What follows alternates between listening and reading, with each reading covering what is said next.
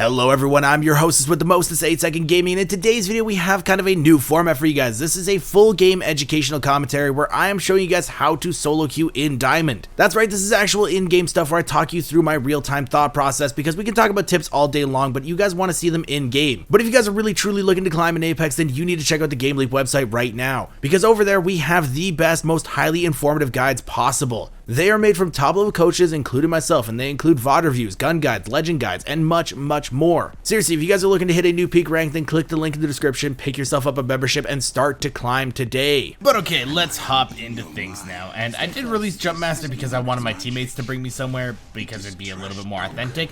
But because they passed it back to me, I'm going to do my job. Now, normally I do look behind me and I kind of see where teams are going, and just kind of get a general feel for where everybody's going to land. But because I see nobody's going really over here on this side of the map, then I'm going to take it. And unfortunately, somebody did drop at the same time as us. Now, I noticed that they're going short. They're going to be landing this general area, so I'm going to go and land further than them. And that's something that a lot of people can incorporate into their own gameplay, is actually just landing after somebody, because you can see where they're going and you can make a decision based off of that. Don't be afraid to land after somebody if you're actually like incorporating it into your own game plan. It is something that you can do. Now, I don't want to let this team start to walk up on us for free, so I'm just going to loot this quickly and see if they left a 301. They didn't. But now I'm going to start to posture towards the bridge. Now, you can see here, they are starting to like look to posture. There's a guy up here. He just dropped down into the bridge. This guy is going over here onto the zip rail.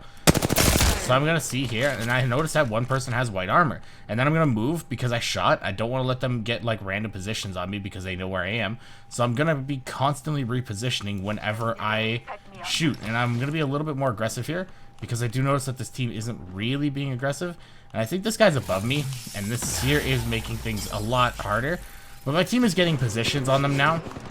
So that's actually not bad, but there is somebody that does have an angle here, which kind of sucks. But I'm just going to play back here, and I'm just going to play safe. My team still has a very good line of sight on this team. And I am going to go for kind of a Skynade here. Yeah, so I got a really nice crack here. I'm doing a lot of damage, so I'm going to throw that there. And I do notice that there is another team here, so I'm going to actually drop off the side here, and I'm going to go for the Q. Because this team is being a little bit passive now, and they're not playing as aggressive as they were, I don't really want to overcommit to something. So I'm just going to pop the phase there to make sure that I can get back to a somewhat safe spot without taking a lot of damage. This has turned from a good fight for us into actually kind of a bad fight.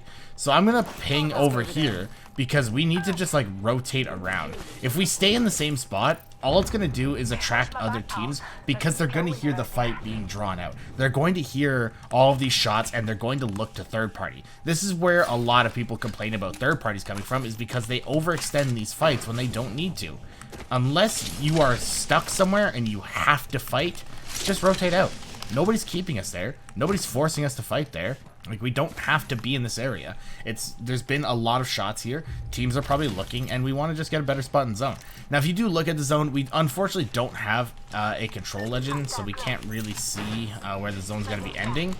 But it is going to pull somewhere over here. As you can see, it's kind of favoring this top left quadrant of the map, so it's going to continue to pull this way. So if I were to guess, it would probably pull somewhere around here with the next circle.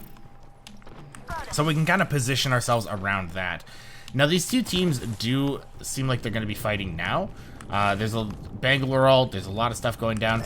So we can actually start to look to get aggressive on this. So I'm going to ping over here because this is actually a better spot for us to push, because this is low ground.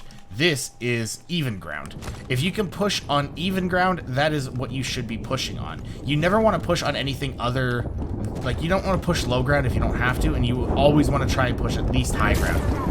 Now, I'm going to go on this zip rail a little bit. I don't want to go all the way because it is going to make a lot of noise. And I'm going to put my portal right here because I want to put it in a safe spot. You always want to put your portals in a safe place if you can. And we're just going to walk up and see if we can kind of get anything going on here. Now, I am able to kind of come behind these guys and get some really good shots in here. All right.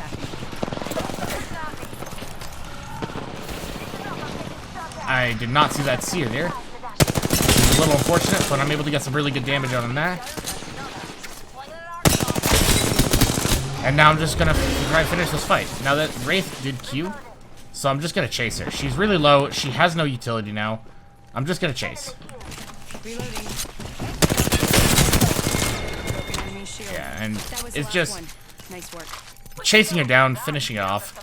A lot of times people will let somebody like that go, and that's just a misplay by them. You never want to let people go if you don't have to. This fight was pretty much cleaned up. The two teammates were down. She didn't have any utility left. There's no reason to let her go if we don't have to. So just kind of chase her down, clean her up. My teammates were following. If I happened to have gone down there, it wouldn't really be a huge deal because my teammates would have been able to kind of come and clean everything up. Now, I did kind of misplay on the seer there, but I'm going to be honest, I did think he died. I did not expect him to still be alive, especially with the Maggie swinging him and the amount of damage that I had done to him. So, it was kind of funny, but, you know, it happens. It happens. And then, as soon as I was done looting, I immediately take the top part of this building. I don't want to let anybody walk up for free, and if my teammates are looting, they're not paying attention. So as soon as I'm done looting, I immediately start to look around. Now, if you look at the zone, it did again pull to the top left quadrant. So that's a really easy way to read zones if you guys are confused about how zones pull. See how the first ring here favored this top left quadrant? It continues to pull. And now you see how it's touching here? It's going to continue to pull this way. So it's going to continue to pull into this top left. Now, because this mountain is here, a lot of this will not be playable, so the zone will start to favor a different side of that. So if I were to guess, it would probably start to pull somewhere either up here or somewhere down here. So playing a spot like this would actually be really good because then you have the option to either back down onto this bridge if it pulls over here, or you have the option to rotate up here if it does pull somewhere over there. Now, my team wants to play this spot over here, which also is not a bad spot to play either, because it does, once again, have really good options. If it pulls over here for this some reason, then we have a really easy spot to play over here. But if it starts to pull back down here, then we have a really easy walk-in, and we can gatekeep teams that got stuck on that side. So there are so many solid options to play in this specific ring that it doesn't really matter where you take, as long as you are just able to hold it and hold it effectively. Now, there are 12 squads left, so there will be a lot of people still alive, but because we were able to take that fight without getting third-partied, we can safely assume that there's nobody really in this general area, or there was not at least a while ago. Teams are probably going to start rotating in now, but because of how our fight went down, we can use that knowledge to kind of get a better sense of what is going on around us, and we can kind of safely assume that most of the teams are going to be on this part of the map here. So we can really kind of safely rotate around here. Now, if there is a team here, which there is, we might actually be able to take a free fight. And that was a horrible beam by me. Now, this actually isn't as bad of a fight as some people might think it is, because they have worse armors than us. Because they have one blue armor, we know that this is actually an advantageous fight for us. So if we can get like a crack or something like that and be able to push, then we can actually take advantage of this. But it doesn't look like my team is actually super keen on fighting, unless this lifeline is going for a different angle. But if that nade is them getting walked up on the other side now, we can actually start to be aggressive on this again. But it doesn't look like that is the case because that Valkyrie is still just sitting there. Now, she is getting beamed by my lifeline, and he is single-firing his weapon for some reason. That is weird. Why are you single-firing? Now, if I had taken any more damage on the walk-up, I would have popped my Q there, but because I didn't take an excessive amount, I didn't need to pop my Q. And that's just something that like is a situational awareness type deal. Now that my... Okay, so now we got the crack on the Valkyrie. I can start to push up here, and I can start to pop my portal and be a little bit more aggressive.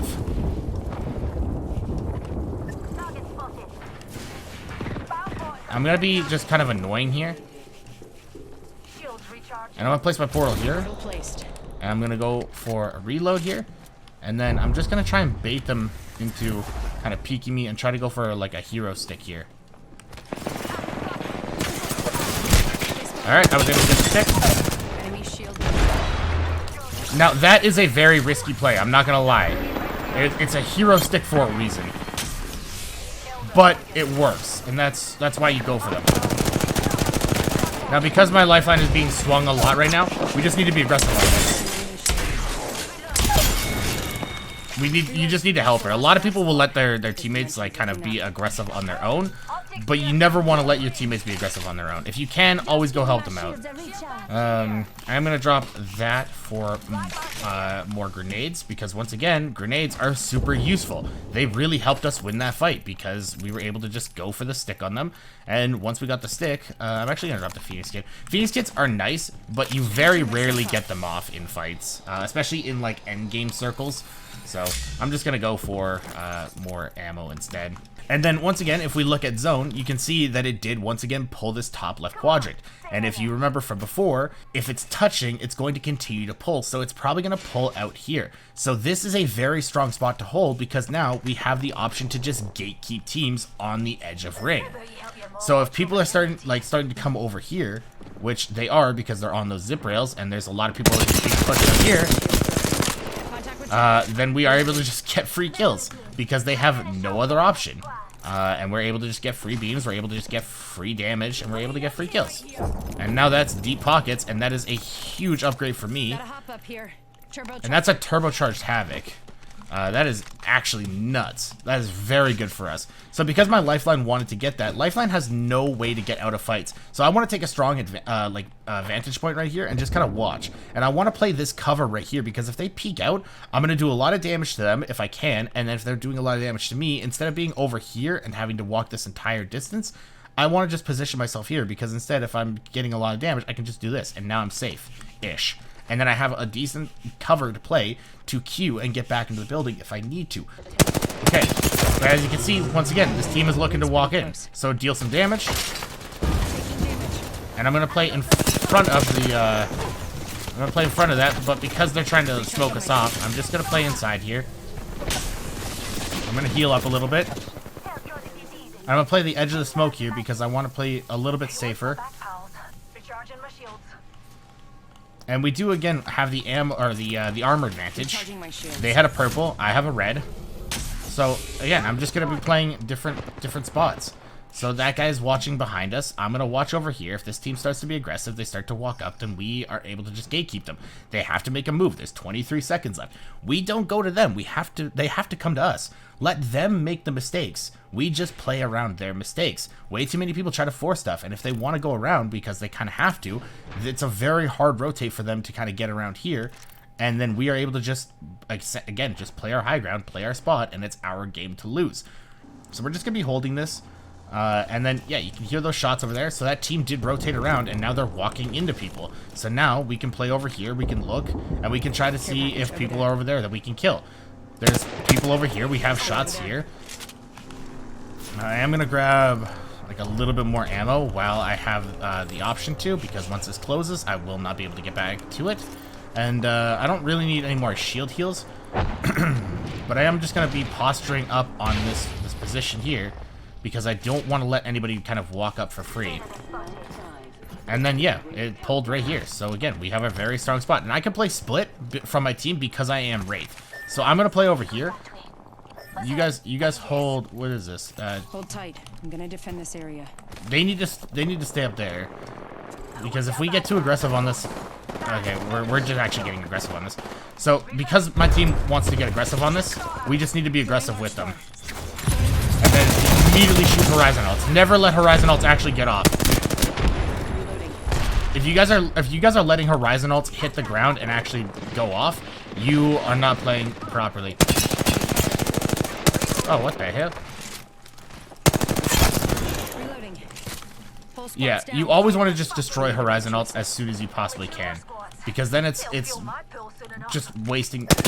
Okay, once again, this team is going for high ground on us, so I'm going to be aggressive on this because I just did a lot of damage to somebody, and they're going to be going up here to heal. They're probably going to be playing behind this. Yeah. So I can just get up here and I can do a lot of damage, and I can start to kind of push them off if I can. I don't want to let them play this for free. I want to take this away from them. So I'm just gonna be playing over here, and I'll be playing split from my team, and I'll be playing aggressive. So he got the horizon ult up. It's gonna suck that guy out of his spot, but they broke it because, you know, that's what you have to do against horizon ults. If you actually want to survive them, you cannot let them go off. And My team is taking a lot of damage here, but I'm just holding angles. Now my team was able to get a knock, and they're getting pinched now, so now this is our time to be aggressive.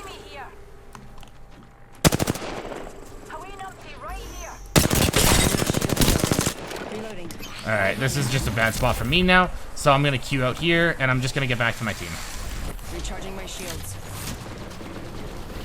We just need to survive these two teams. We just need to pinch them. Okay, my teammates are getting grappled on and stuff. So this is actually a really bad spot. But now, so we just need to get out of the Seer ult here. And low ground is Seer, so I'm just gonna beam him.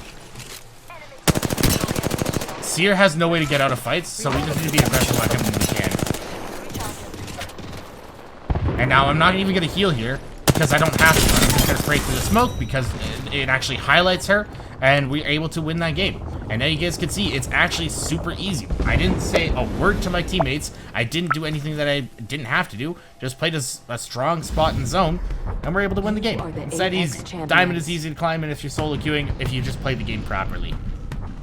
I really hope you guys enjoyed this video and learned something new, and if you guys want to see more of this kind of format, let me know in the comments down below. And if you guys want to stay up to date with the latest and greatest Apex Legends tips, tricks, and news, don't forget to smash that like and subscribe button. Thank you guys all for watching once again, mates and gaming, and I will see you guys in the next one.